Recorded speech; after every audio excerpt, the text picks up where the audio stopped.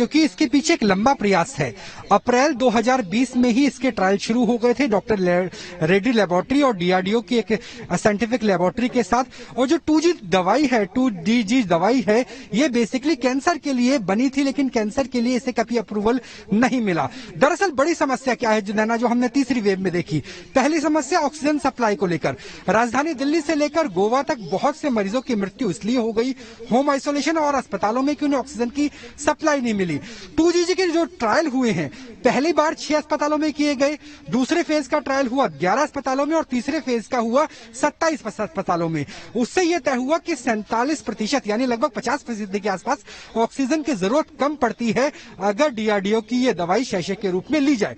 पहला फायदा। दूसरा, ये इंजेक्शन नहीं है जैसे रेमडेसिविर में दिया जाता है, ये एक शैशे है, पाउडर है। पाउडर को आप पानी में मिला के ले सकते हैं, यानी अगर डॉक्टर प्रिस्क्राइब करते हैं, अगर मॉडरेट से सीवियर कंडीशन किसी पेशेंट की है तो होम आइसोलेशन में भी इस दवाई का प्रयोग किया जा सकता है, जबकि कई दवाइयों के लिए आपको अस्पताल में एडमिट होना पड़ता है। और जो तीसरा सबसे बड़ा फायदा है, इस वक्त जो देश जूझ रहा है, वो है black fungal infection. Black fungus होता है स्टेरॉइड्स के ज्यादा इस्तेमाल से।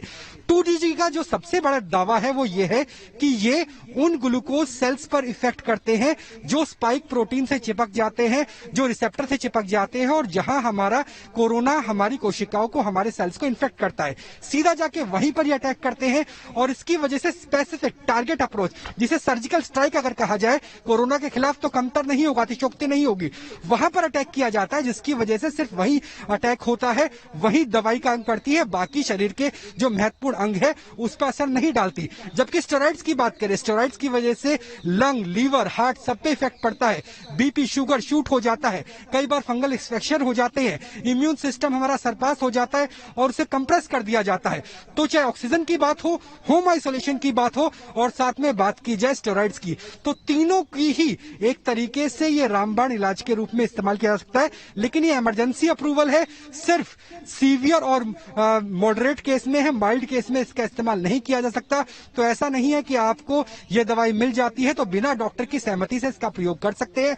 भले ही शैशे के रूप में, पाउडर के रूप में पानी में मिला के दी जाती है, लेकिन इसके लिए इमरजेंसी अप्रूवल के तहत डॉक्टर की सलाह लेनी बेहद जरूरी है। जी नैना।